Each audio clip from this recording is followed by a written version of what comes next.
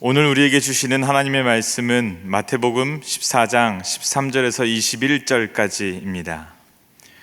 예수께서 들으시고 배를 타고 떠나사 따로 빈 들에 가시니 무리가 듣고 여러 고을로부터 걸어서 따라간지라. 예수께서 나오사 큰 무리를 보시고 불쌍히 여기사 그 중에 있는 병자를 고쳐주시니라. 저녁이 되매 제자들이 나와 이르되 이곳은 빈들이요 때도 이미 저물었으니 무리를 보내어 마을에 들어가 먹을 것을 사 먹게 하소서. 예수께서 이르시되 갈 것 없다. 너희가 먹을 것을 주라. 제자들이 이르되 여기 우리에게 있는 것은 떡 5개와 물고기 2마리 뿐이니이다. 이르시되 그것을 내게 가져오라 하시고 무리를 명하여 잔디 위에 앉히시고 떡 5개와 물고기 2마리를 가지사 하늘을 우러러 축사하시고 떡을 떼어 제자들에게 주시매 제자들이 무리에게 주니 다 배불리 먹고 남은 조각을 12바구니에 차게 거두었으며 먹은 사람은 여자와 어린이 외에 5,000명이나 되었더라. 아멘. 오늘 본문 중 13절, 14절은 위로하시고 치유하시는 하나님을 잘 표현해 주고 있습니다. 어제 읽은 우리 본문에서는 헤롯의 정치적 모략 때문에 목이 잘려나가서 죽임을 당하게 된 세례 요한에 대한 이야기를 우리가 함께 보았습니다. 그 당시 유대인들의 분위기는 어떻겠습니까? 침울했을 것입니다. 메시아의 오실 길을 예비하기 위해 왔다던 그 선지자 세례 요한이 처참하게 죽임을 당한 사건이 바로 일어났기 때문입니다. 이 소식은 너나 할 것 없이 모두에게 큰 충격이었을 것입니다. 오죽하면 헤롯도 사람들의 동요 때문에 세례 요한을 함부로 죽일 수 없었던 그 당시의 상황이었는데 이렇게 갑자기 죽임을 당했다는 사실이 큰 충격이었고 예수님에게도 마찬가지였을 겁니다. 그래서 예수님은 세례 요한의 죽음에 대한 소식을 들으시고는 배를 타고 떠나시고 빈들로 가십니다. 이것은 헤롯 안티파스의 영역에서 좀 벗어나서 정치적인 위협을 피하고자 하는 의도가 있었고, 또한 갈릴리 사람들의 어떤 압박에서 벗어나서 더 적극적으로 제자들을 가르치는 일에 집중하고자 하는 의도가 있었습니다. 그래서 한적한 곳에 이르러 배에서 내리신 예수님은 여러 마을을 걸어서 자신을 따라온 큰 무리들을 만나게 되십니다. 이들을 보시고 이들의 모습은 어땠냐? 뭔가 마음이 허전한 사람들이었습니다. 왜냐? 세례 요한이 죽었기 때문이죠. 그들을 보시면서 예수님은 이런 마음을 품으셨다고 써 있습니다. 불쌍히 여기는 마음을 품으셨다 라고 말합니다. 정치적인 혼란 속에서 많은 사람들이 죽고 다치고 굶주리는 이 시대 상황 속에서 그 필요를 아시고 예수님께서는 그들을 위로하시고 치유하시기 시작하십니다. 직접 먹이십니다. 이처럼 예수님은 우리를 위로하시고 고치시는 분이 우리 하나님이시라는 것을 우리는 믿어야 할 것입니다. 이어서 나온 15절부터는 우리가 너무나도 잘 아는 오병이어의 기적이 등장을 하게 됩니다. 그렇게 치유 사역을 계속해서 진행하시다 보니까 어느덧 저녁이 되었습니다.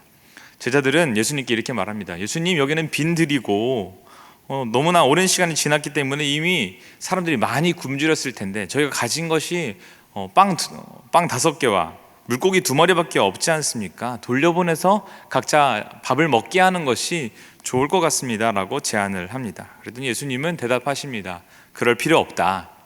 너희가 먹을 것을 주라 라고 하십니다. 예수님, 이거밖에 없는데 어떻게 줍니까? 라고 물어보시자 예수님은 그걸 가져와 빵 5개와 물고기 2마리를 놓으시고 기도하십니다. 하늘을 우러러 축사하시고 제자들에게 떼어 주십니다. 그리고 그것을 가지고 무리들에게 나눠 주어라 라고 명령하십니다. 그 자리에 몇 명이 있었습니까?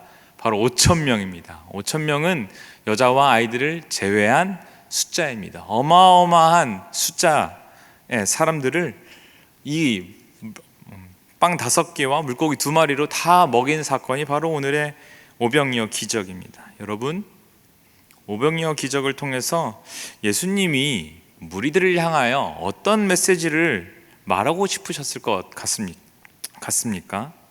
그냥 나는 이렇게 엄청난 능력을 가지고 있는 사람이야 라는 것을 말하고자 하는 것은 아니었을 것입니다. 이 기적이라는 것을 성경에서는 표적이라고 말합니다. 표적은 표시라고 할 수 있겠죠. 어딘가를 갈 때 표지판이 따라가면은 목적지에 갈 수 있는 것처럼 좌회전, 우회전 가면 어디로 갈 수 있어라는 것을 길을 알려주는 것이 표시, 표지판일 것입니다. 그래서 이 기적이라는 것은 결국 기적 자체의 의미가 있다기보다는 그 표적이 말하고자 하는 그 목적지가 있다는 것입니다. 잘 아시겠지만 이 기적은 무엇을 말하고자 하느냐? 바로 예수님을 말하고 있는 것입니다. 이 기적, 오병이의 기적은 예수님께서 어떠한 분이신지에 대해서 나타내기 위한 또 하나의 사건이었습니다. 예수님은 헤롯과 같이 정치적인 힘을 이용해서 군림하거나 왕이 되지 않으셨습니다. 모두가 아시듯이 자신의 몸을 찢어 죽임당하시고 결국 그 죽음을 통해서 모두가 생명을 얻게 되었던 것입니다.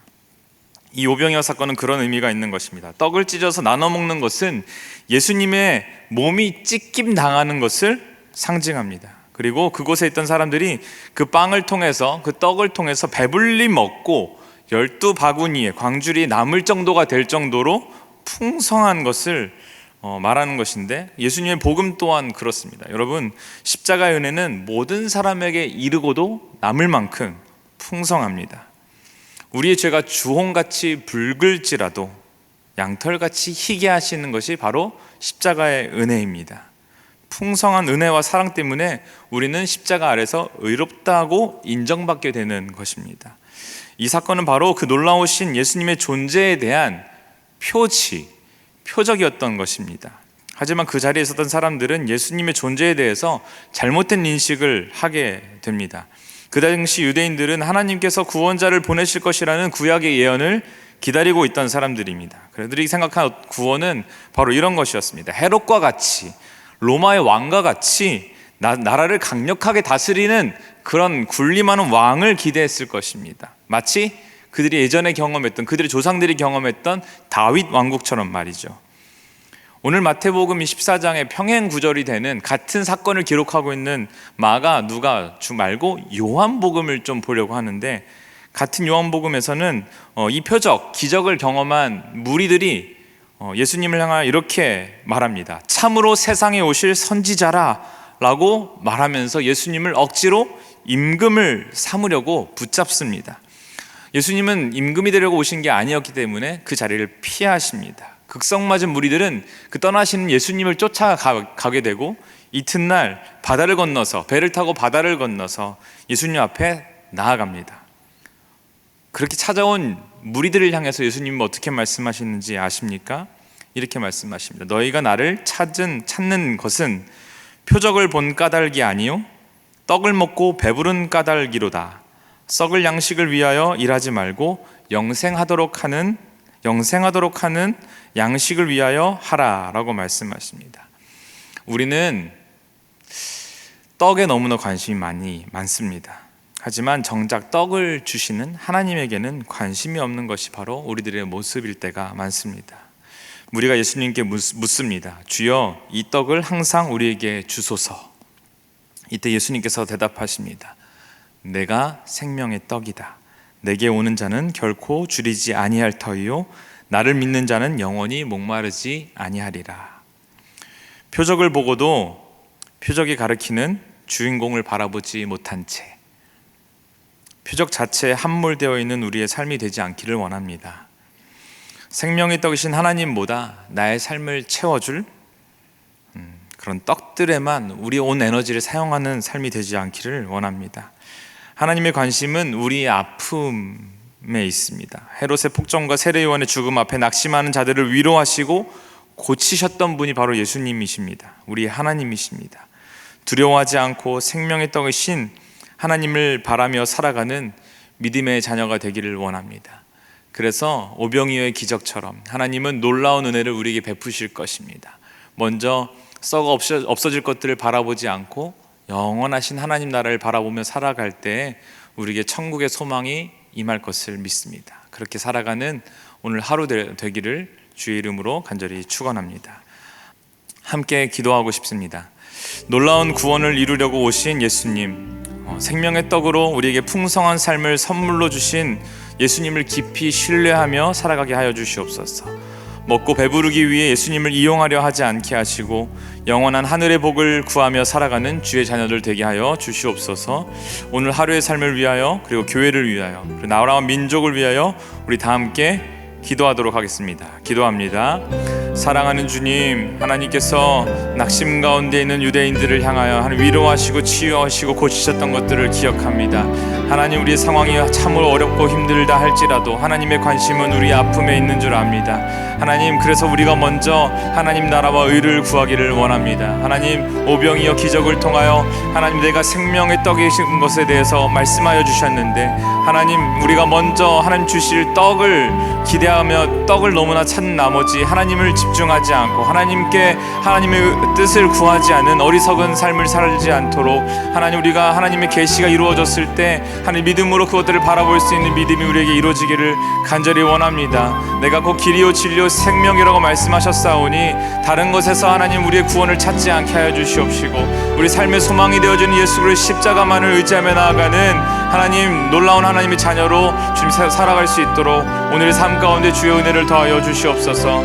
이 교회를 통하여 하나님 놀라운 일들을 이루실 수 있도록 교회의 모든 사역 가운데 하나님 기름 부으시고, 사역자들 가운데 하나님 능력으로 함께하여 주시옵소서. 이 코로나의 모든 상황들 가운데 하나님께서 주관하고 계심을 믿사오니 하루속히 종식되게 하시고 온 나라와 민족이 다시 한번 하나님 앞에 무릎 꿇고 나아 회개하며 돌이키는 은혜가 있을 수 있도록, 그런 부흥을 경험할 수 있도록 이 나라와 민족 가운데 주의 은혜를 부어 주시옵소서. 주의 은혜를 사모합니다. 주여 역사하여 주시옵소서.